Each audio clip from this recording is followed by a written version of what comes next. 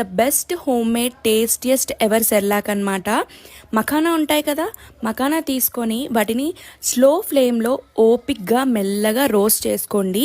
Makhana roast అయిన తర్వాత అవి వేరే ప్యాన్లో వేసుకొని అందులోనే రోల్డ్ ఓట్స్ అంటారనమాట, అవి తీసుకొని అవి కూడా సేమ్ ప్రాసెస్లో స్లో ఫ్లేమ్లో రోస్ట్ చేసుకోవాలి. తర్వాత అటుకుల్ని కూడా సేమ్ ప్రాసెస్ అనమాట.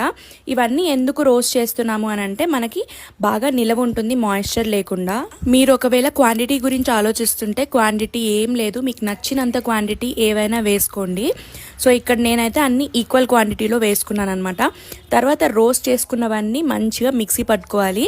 నేనైతే ఇక్కడ జల్లించుకుంటున్నాను. అండ్ జల్లించుకున్న తర్వాత పైన వచ్చే దాన్ని కూడా మళ్ళీ మిక్సర్లో వేసుకొని గ్రైండ్ చేసుకుంటాను అనమాట.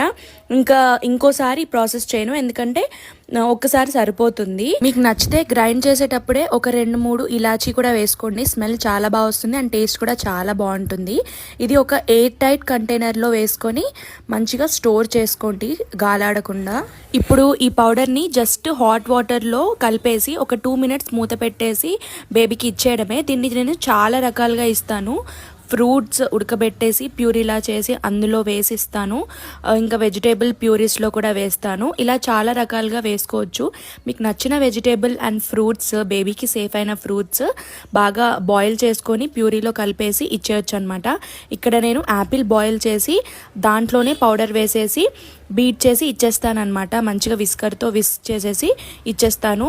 ఇంకొక రకం ఏంటి అంటే స్వీట్ పొటాటోలో కూడా ఇది చాలా బాగా టేస్ట్ ఉంటుందన్నమాట. మీకు నచ్చితే ఈ రెసిపీ ట్రై చేయండి, మీ బేబీస్ చాలా బాగా ఎంజాయ్ చేస్తారు. ఇలాంటి చాలా రెసిపీస్ నేను ఇంకా ఫర్దర్ వీడియోస్లో షేర్ చేస్తాను. Until then stay tuned and follow.